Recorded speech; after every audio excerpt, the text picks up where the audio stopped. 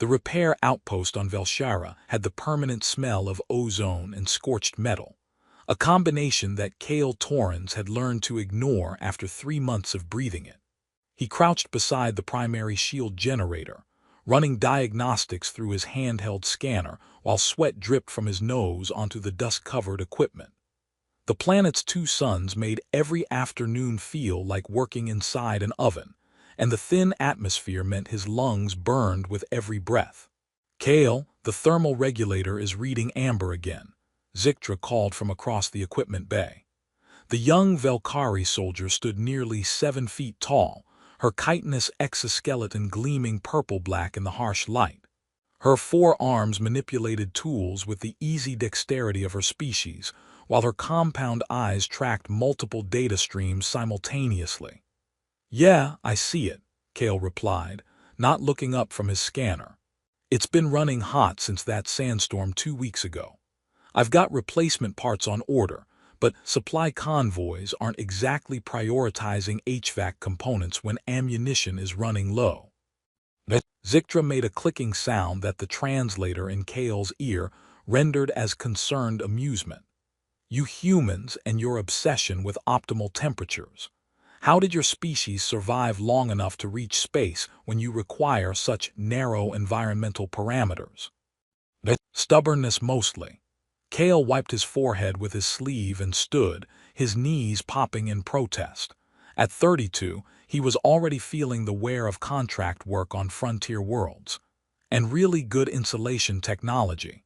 "You Velkari might be comfortable in 100-degree heat, but my ancestors evolved in caves, not volcanic wastes. Velshara is not a volcanic waste. It is a beautiful world with a rich history. Right now it's a beautiful world where people keep shooting at each other over mining rights and ancient territorial claims I don't understand and frankly don't care about." Kale grabbed his water bottle and drained half of it in one pull. "I'm just here to fix things that break. Politics is way above my pay grade." Squad leader Threxva entered the bay, his massive frame blocking most of the doorway. His exoskeleton bore the scars of countless engagements, and his mandibles clicked with irritation as he surveyed the workspace. "The softshell is complaining about heat again." "The softshell is explaining thermodynamics," Kale corrected mildly. He'd learned that rising to Threxva's provocations only encouraged the veteran soldier, and saving you from a complete power failure that would leave this entire outpost exposed. "We survived 3 years of war before your corporation sent engineers. We would survive without you." "Maybe, but you'd be uncomfortable about it." Kale returned to his diagnostic scanner, scrolling through data that meant nothing to anyone without engineering training. "The generator is stable for now, but we're running at 87% efficiency. If we take any hits to the perimeter shields, this thing might overload." Threxva's antennae twitched, which Kale had learned indicated thoughtfulness. "Command reports no enemy activity within 50 kilometers. The insurgents have pulled back to their mountain strongholds. We are in a safe zone." "No such thing as a safe zone in a war," Kale muttered, but he didn't argue further. Threxva had been fighting on Velshara since the conflict began. If the squad leader said they were safe, Kale would take his word for it. He was an engineer, not a soldier. The afternoon stretched into evening, the twin suns painting the sky in shades of orange and purple that would have been beautiful if Kale hadn't been too tired to appreciate them. He worked alongside Zictra, calibrating sensors and replacing worn components, while Threxva's squad maintained perimeter security. The war felt distant, almost abstract, just the occasional rumble of artillery in the far mountains and the constant chatter of military communications that Kale had learned to tune out. "Tell me about Earth coffee again," Zictra said during a break. She had developed a fascination with human culture that Kale found both endearing and exhausting. "You said it is a beverage that humans consume to increase alertness." "It's a liquid that tastes like burnt regret and keeps you awake through double shifts," Kale explained, pulling up a photo on his data pad. "We're basically addicted to it as a species." I've been in withdrawal for 3 months, and I'm pretty sure it's affecting my personality. I cannot imagine you more irritable than you currently are. That's the caffeine withdrawal talking. Normally I'm delightful. He grinned, and Zictra's antennae waved in the pattern that indicated she found him amusing. The explosion came without warning. One moment Kale was explaining the cultural significance of coffee shops, and the next the world turned white with the flash of a mortar impact. The shockwave threw him sideways into a cargo container hard enough to drive the air from his lungs. His ears rang with a high-pitched whine that drowned out everything except the hammering of his own heartbeat. He pushed himself up on shaking arms, blinking away the spots in his vision. The equipment bay was filled with smoke and the acrid smell of explosives. Emergency lighting kicked in, bathing everything in red. Somewhere an alarm was screaming. Zictra, his voice sounded muffled, distant. Threxva. Movement in the smoke. Figures that weren't Velkari, carrying weapons with profiles Kale didn't recognize. His engineering brain cataloged details automatically. Insurgent forces, breaching team, coordinated assault. His survival brain screamed a simpler message: run. But Zictra was on the ground 3 meters away, her purple blood pooling beneath her shoulder. And Kale discovered that his legs wouldn't move in the direction of safety. They moved forward instead, toward the young soldier who'd asked him about coffee and Earth and why humans needed so much water. His hand closed around the nearest heavy object, a torque wrench from his toolkit. The first insurgent came around the cargo container. Kale hit him with the wrench hard enough to feel the impact vibrate up his arm. The insurgent dropped. Kale stood over Zictra, his breathing ragged, his hands shaking, and realized he'd just crossed a line he couldn't uncross. He wasn't an engineer anymore. He was something else, something older and more desperate. More figures appeared in the smoke, weapons rising. Kale dropped the wrench. It wouldn't be enough for what was coming. He clenched his fists, inadequate, fragile human fists, and stepped forward.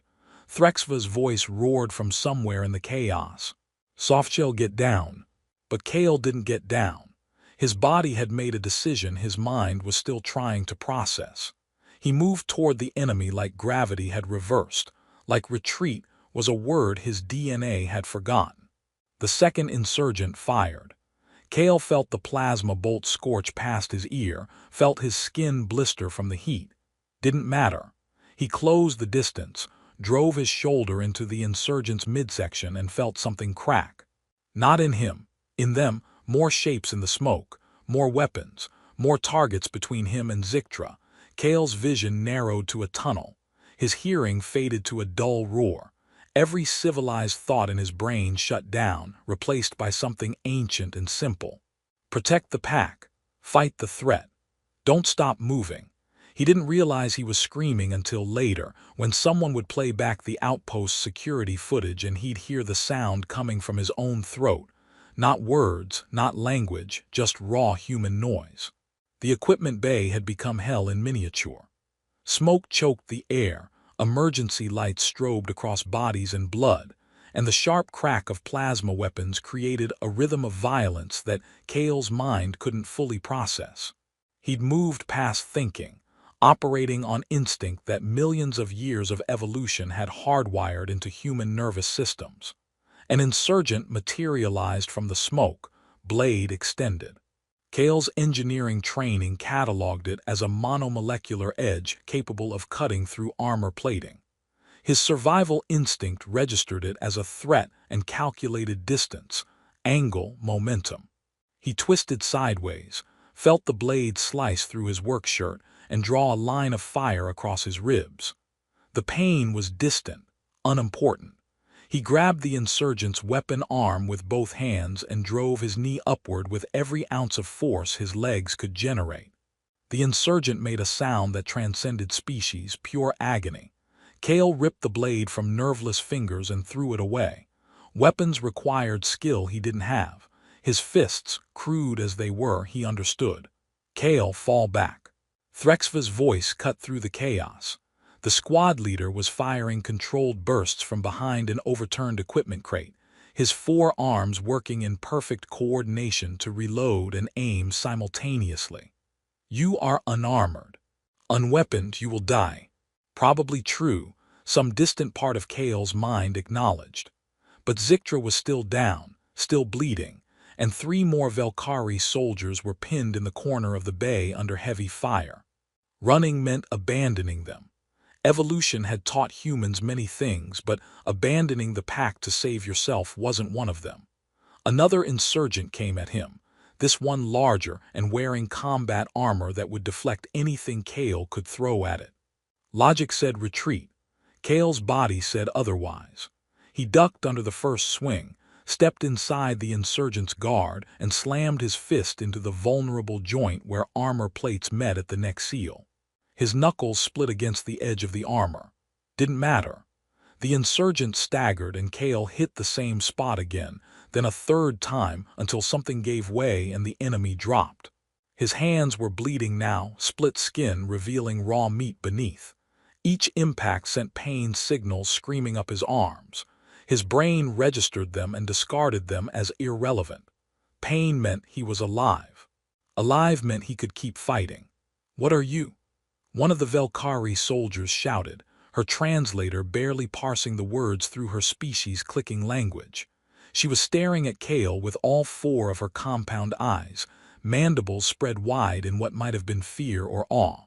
Kale didn't answer, didn't have breath for words.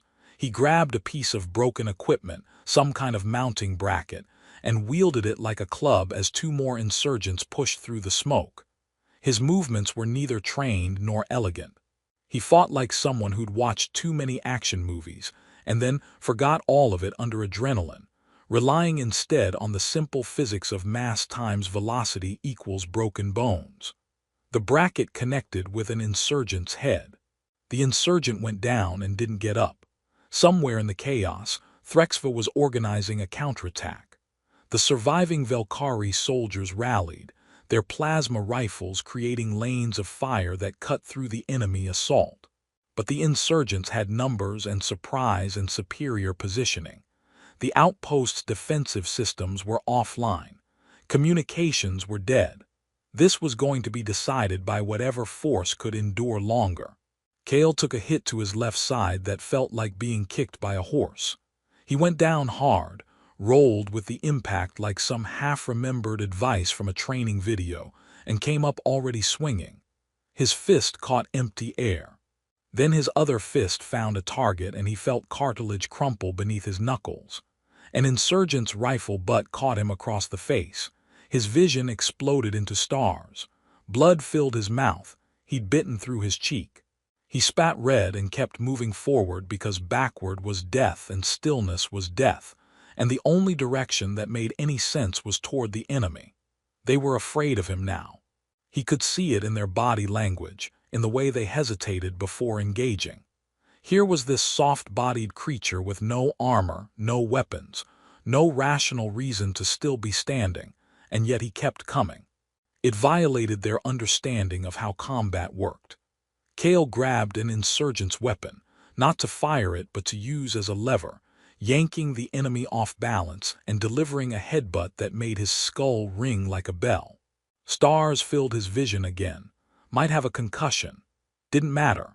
He pushed forward, using his lower center of gravity against taller opponents, using his human endurance against species that had evolved for burst strength rather than sustained effort. His ribs were cracked. He could feel the sharp stabbing pain with each breath. His hands were ruined, split and bleeding, and probably fractured in multiple places. His face was a mask of blood from the rifle hit. Logic said he should be unconscious. His body had stopped listening to logic somewhere around the 3rd or 4th impact. "The softshell fights like the ancient warriors," one of the Velkari soldiers said, her voice carrying a tone of religious awe. "Like the stories our grandmothers told of the old clans, before technology made us soft." Threxva was suddenly beside Kale, all 4 arms working to lay down covering fire. "You are insane," the squad leader said, his translator rendering his clicking language with unusual precision. "Completely, utterly insane." Yeah, Kale managed to gasp out. His throat was raw from breathing smoke and screaming. Add it to my performance review. Then came the sound that changed everything. The deep roar of military transport engines, heavy assault craft designed to carry entire platoons. The cavalry had arrived. The insurgents broke. Discipline collapsed as they realized they were about to be caught between the outpost survivors and fresh troops. They retreated in disorder, leaving their wounded and dead behind in their haste to escape. Kale stood in the center of the equipment bay, swaying on his feet, and watched them go. His arms hung at his sides, too heavy to lift. His vision was graying at the edges. The adrenaline that had kept him moving was evaporating, leaving behind only pain and exhaustion and the dawning realization of what he'd just done. Heavy footsteps approached. Multiple sets, moving with military precision. Kale turned slowly and found himself facing a Valkyrie of unusual size and bearing. Her exoskeleton was marked with rank insignia he'd only seen in briefing documents. Her 4 arms were held in a gesture he didn't recognize but sensed was important. Behind her stood an entire platoon of elite guards, weapons ready, scanning for threats. Queen Shalavex herself had come to the outpost, and she was staring at Kale like he was something she'd never seen before. The silence stretched. Kale tried to stand straighter, to look professional, to remember that he was just a contractor, and this was actual royalty. His body ignored the attempt at dignity and settled for not falling down. The queen's antennae waved in a complex pattern. Her guards shifted uncomfortably, which seemed wrong because Kale was pretty sure he was the one who should be uncomfortable. "What?" Queen Shalavex said slowly, her translator rendering each word with careful precision. "What exactly did I just witness?" Kale opened his mouth to answer, tasted blood, swallowed it. "Engineering," he finally managed. "With improvisation." Then his knees buckled, and the world went sideways, and he had just enough time to think that this was probably not how you were supposed to meet royalty before darkness took him. Consciousness returned in stages. First pain, sharp and insistent, mapping every injury across Kale's body like a 3-dimensional diagram of poor life choices.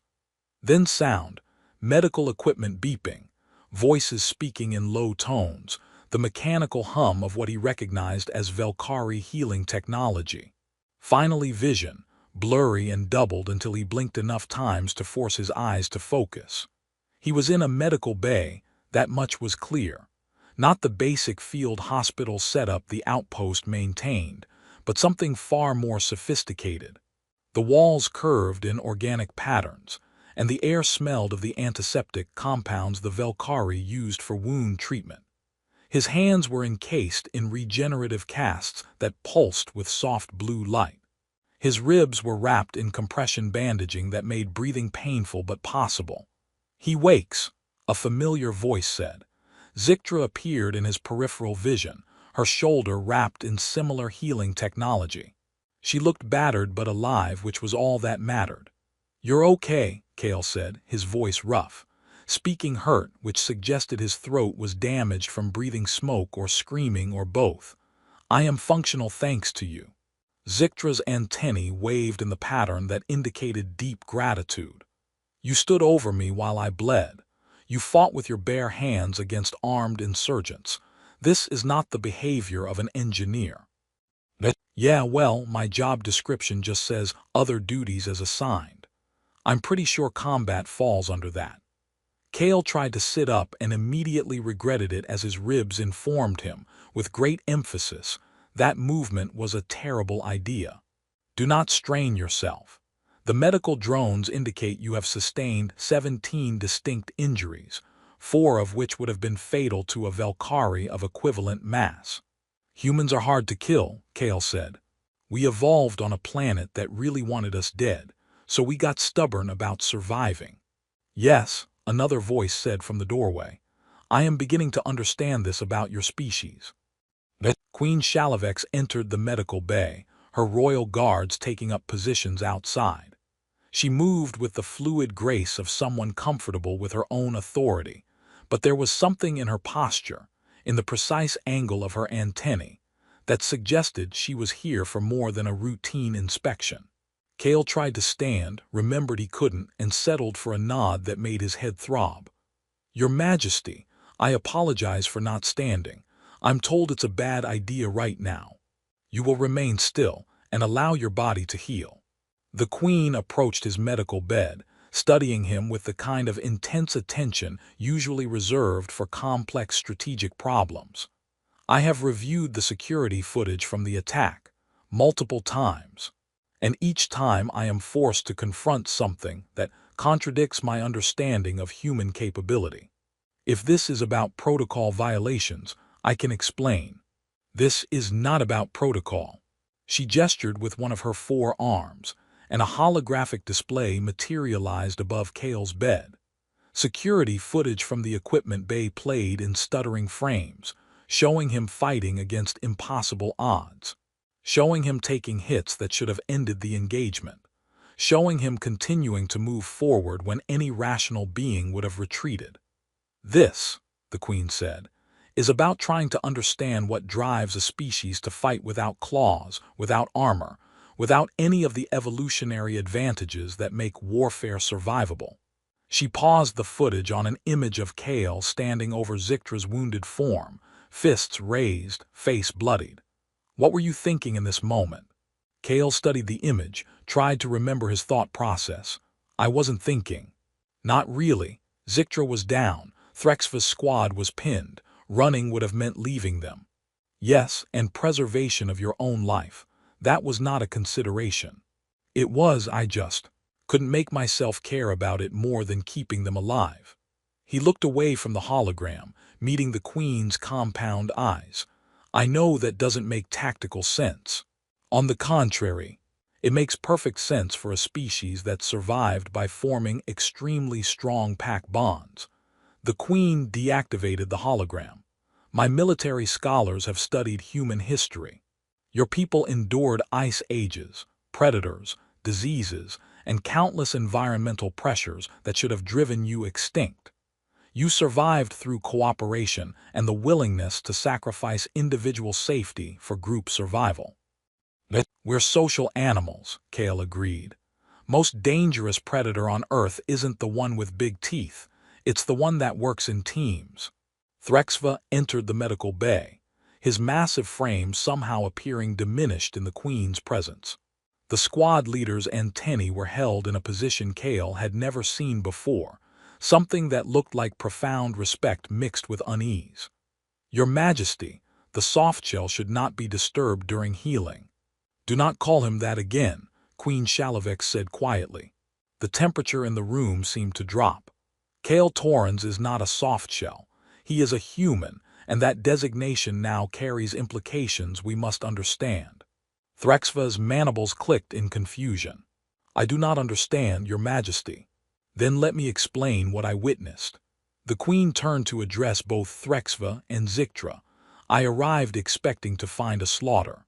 Instead, I found evidence of something that our military doctrine does not account for. An unarmored support technician who engaged multiple hostile combatants in close quarters and survived, more than survived.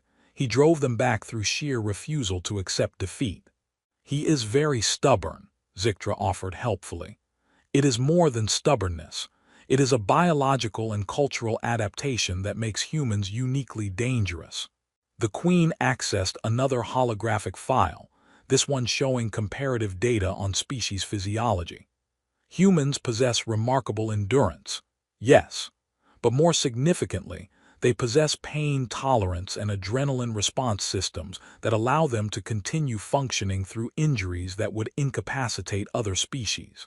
And culturally, they have developed social bonds so strong that self-sacrifice for the group is considered admirable rather than pathological." Kale listened to himself being analyzed like a piece of equipment. It was surreal and uncomfortable. "I'm really not that special. Any human would have done the same thing." "Yes," the Queen said, "that is precisely what concerns me." She turned back to him. "If any human is capable of what you demonstrated, then we have been catastrophically underestimating your species' military potential. We classified you as support personnel, technical specialists, non-combatants. We assumed your lack of natural weapons, and armor made you unsuited for warfare. We're not warriors, Kale protested. I'm an engineer, I fix things. You fixed the tactical situation when you engaged enemies that were about to overrun our position, Threxva said quietly. The veteran soldier approached the bed, his posture conveying something that might have been an apology. I called you softshell. I mocked your fragility. I was wrong. You are not fragile. You are differently armored. I don't understand. Your armor is your refusal to quit, the Queen explained. Your weapons are your pack bonds and your willingness to endure pain that would break other species.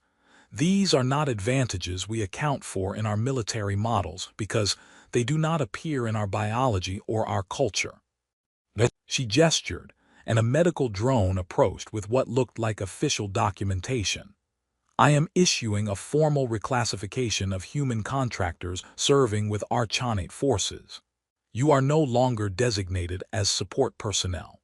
The new classification is pending approval from High Command, but I am forwarding my recommendation with priority authorization. What classification? Kale asked, suddenly wary.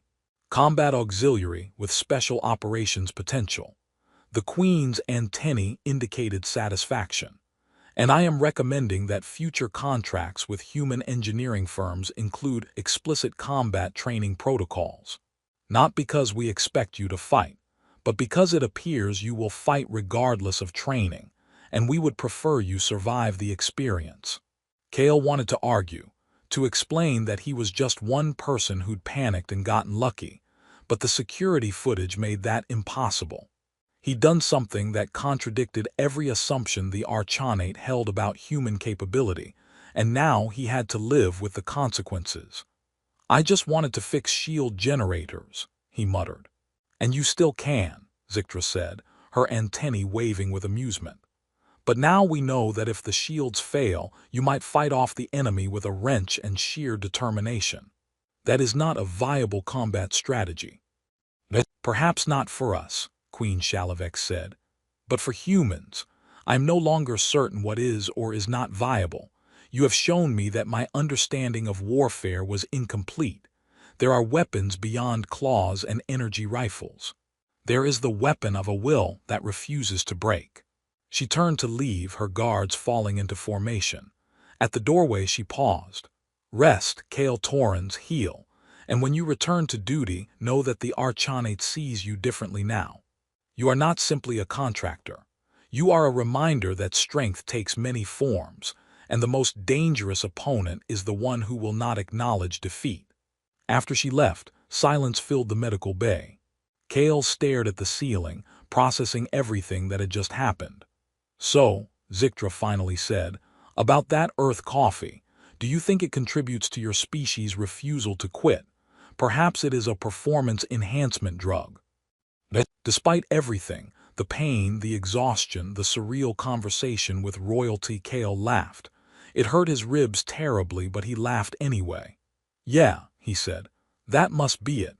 We're all just hopped up on caffeine and bad decisions. Then I wish to try this coffee when you return to Earth. If it grants even a fraction of your determination, it would be valuable for morale. Zictra, if I give you coffee, you'll be awake for a week and extremely irritable. Yes, she said, like a human. Kale grinned, tasted blood from his split lip, and decided that maybe being reclassified wasn't the worst thing that could happen. At least now when he got into situations that required improvised violence, it would technically be within his job description. Recovery took longer than Kale wanted and less time than the medical staff recommended. Velkari healing technology was impressive, but it couldn't override the simple fact that human tissue needed time to properly repair itself. 2 weeks of enforced bed rest left him restless and irritable, though the constant stream of visitors helped somewhat. Threxva came daily, bringing reports from the outpost and what passed for apologies among Velkari warriors. The squad leader never directly acknowledged his previous contempt for soft shells, but his actions spoke clearly enough. He treated Kale with the same respect he showed veteran soldiers, which was perhaps the highest compliment the gruff warrior knew how to give. Zictra recovered faster, her younger biology and different physiology allowing her to return to light duty within days.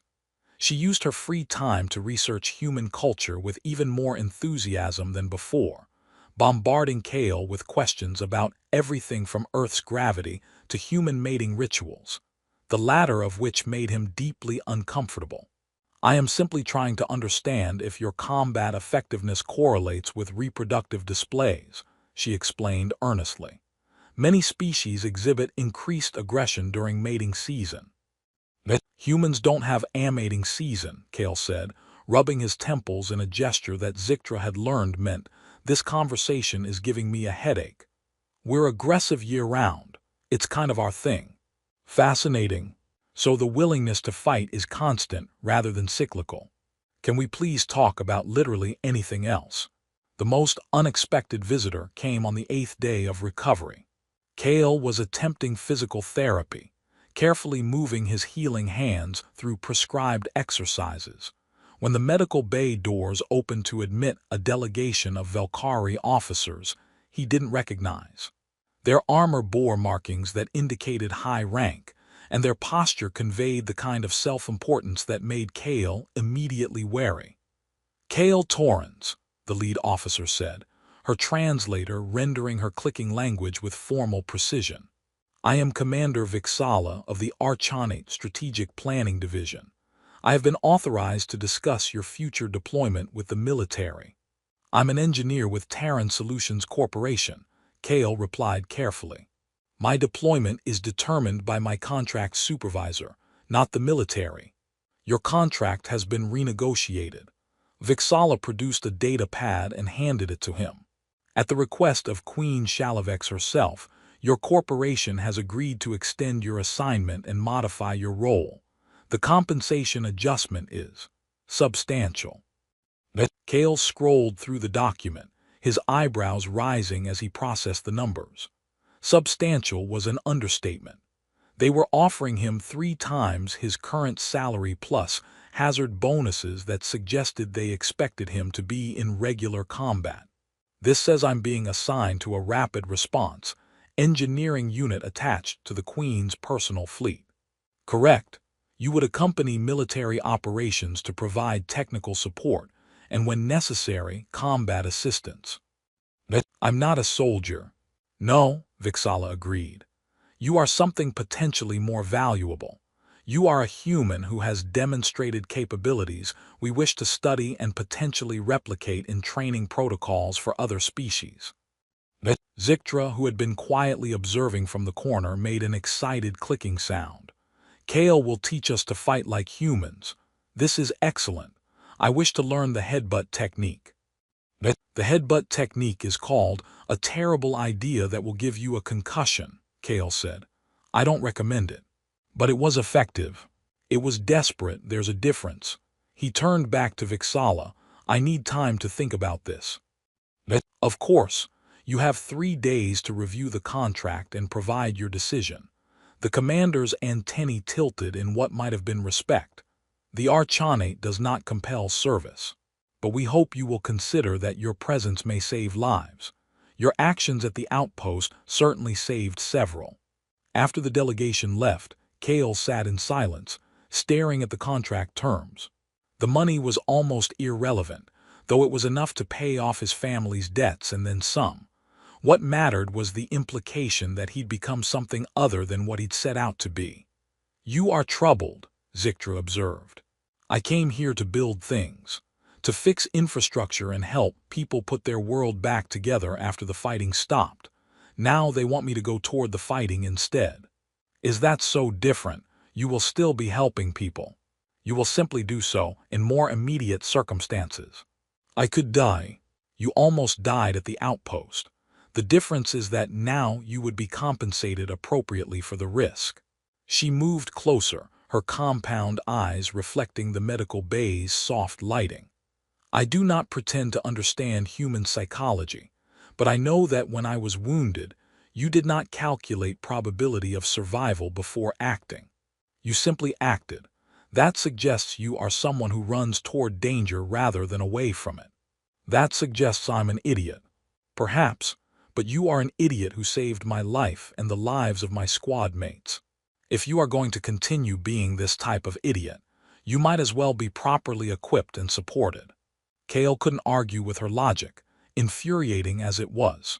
The decision became easier 3 days later when he returned to the outpost for the first time since the attack. The equipment bay had been repaired, new generators installed, and defensive systems upgraded to prevent another surprise assault. But what struck Kale most was the way the Velkari soldiers reacted to his presence. They didn't avoid him or treat him with the casual dismissal he'd grown accustomed to. Instead, they acknowledged him with gestures of respect, moved aside to let him pass, and spoke to him with the careful courtesy reserved for warriors. Several younger soldiers asked if they could observe him work, as if watching a human engineer perform diagnostics might reveal some secret combat technique. Threxva found him in the bay, staring at the place where he'd made his stand. Bloodstains had been cleaned away, but Kale's memory supplied the details anyway. "You are returning to duty?" the squad leader asked. "Modified duty. They want me on a rapid response team." "Good, you should not be wasted on routine maintenance." Threxva's mandibles clicked thoughtfully. "I have commanded warriors for 17 years. I know what separates adequate soldiers from exceptional ones. It is not strength or speed or even tactical brilliance. It is the ability to function when every rational calculation says you should break." "I was terrified the entire time." "Yes, and you fought anyway. That is courage." The veteran soldier placed one of his 4 hands on Kale's shoulder, a gesture of solidarity that transcended species. "The young warriors speak of you now. They call you Kale the Unyielding. It is meant as honor. I'm just a guy who panicked and got lucky. You are a human who demonstrated what your species is capable of when pushed to extremity. That is not luck. That is evolution." Threxva removed his hand and stepped back. "Whatever you decide about the contract, know that you have earned respect that cannot be taken back. You are warrior, whether you claim the title or not." Kale signed the contract that evening, partly for the money, partly because Zictra was right about him running toward danger, but mostly because he discovered something about himself during that chaotic engagement. He was better at protecting people than he'd ever been at protecting himself. The formal transfer ceremony took place a week later. Queen Shalavex herself presided, which was unusual for a simple contractor reassignment. But nothing about Kale's situation was simple anymore. The ceremony was held in the main hangar bay of the Queen's flagship, a massive vessel that made the outpost look like a child's toy. Hundreds of Velkari soldiers stood in formation, their chitinous armor gleaming under the harsh lights. Kale stood at attention in his new uniform, still engineering orange, but with military insignia he didn't fully understand. Queen Shalavex addressed the assembled troops in her own language first, her clicking speech too rapid for Kale's translator to parse in real time. Then she switched to standard concordance for his benefit. "We have long understood that warfare requires strength, speed, and superior technology. The Archonate has built its military doctrine on these principles, and they have served us well." She paused, her antennae sweeping across the assembled soldiers. "But we have been incomplete in our understanding. We failed to account for a different kind of strength, the strength of a will that refuses to acknowledge defeat." She gestured toward Kale. "This human showed us what we had missed. When facing impossible odds, when wounded and outmatched, when every tactical analysis suggested retreat, he advanced. Not because he was trained to do so, but because his species evolved to survive through sheer stubborn persistence." The Queen's compound eyes fixed on Kale. "Kale Torrens is now formally attached to the Archonate military as a combat engineer with special operations clearance." But more importantly, he is a reminder that strength takes many forms. We will learn from his example. We will study how humans fight, how they endure, how they refuse to quit even when quitting is the logical choice. She raised one of her forearms in salute. And we will remember that the most dangerous weapon in any arsenal is not built in a factory. It is carried in the heart, the refusal to surrender, the bond with one's comrades, the determination to stand when falling would be easier. The assembled soldiers clicked their mandibles in unison, the Valkyrie equivalent of applause. Kale stood rigid, uncomfortable with the attention, but recognizing the significance of the moment. After the ceremony, as soldiers dispersed and Kale tried to process what his life had become, Zictra approached with her characteristic enthusiasm. "You are famous now," she announced happily. "The entire fleet speaks of you. They say humans are secretly the most dangerous species in the Concordance, and that we have been fortunate you chose to be our allies rather than our enemies. That's ridiculous. We're not dangerous. We're just persistent. Persistence that cannot be broken is danger in its purest form." She tilted her head in the gesture he'd learned meant she was being serious despite her cheerful tone. "You changed how we see your species, Kale. Before, humans were the clever ones who built good technology.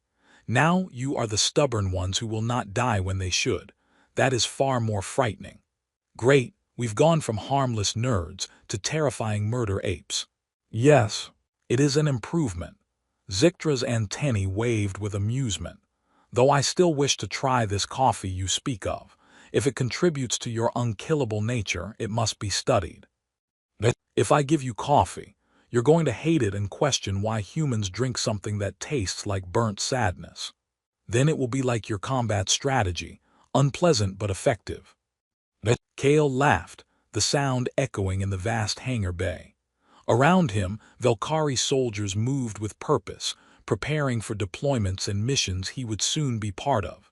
His life as a simple contractor was over. Whatever came next would be more dangerous, more chaotic, and probably more painful. But as he looked at Zictra's enthusiastic expression and remembered Threxva's words about courage and thought about the soldiers who now treated him with respect instead of dismissal, Kale realized he'd made the right choice. He was still an engineer. He would still fix things that broke. He just also learned that sometimes the things that needed fixing were tactical situations, and sometimes the tools required were more primitive than a wrench. Somewhere in the depths of human evolution, his ancestors had developed the ability to keep fighting when any rational creature would flee. They'd passed that trait down through millions of years, encoded it in his DNA, wrapped it in cultural values about never leaving a comrade behind. Kale hadn't chosen to be dangerous. He'd just chosen not to run. And apparently, in a galaxy full of species with claws and armor and superior technology, that simple choice, to stand when standing seemed suicidal, was the most terrifying weapon of all. The word spread through the Archonate fleet in the weeks that followed, carried in whispered conversations and official reports, and the kind of stories that soldiers tell when they want to make sense of things that don't fit comfortable categories.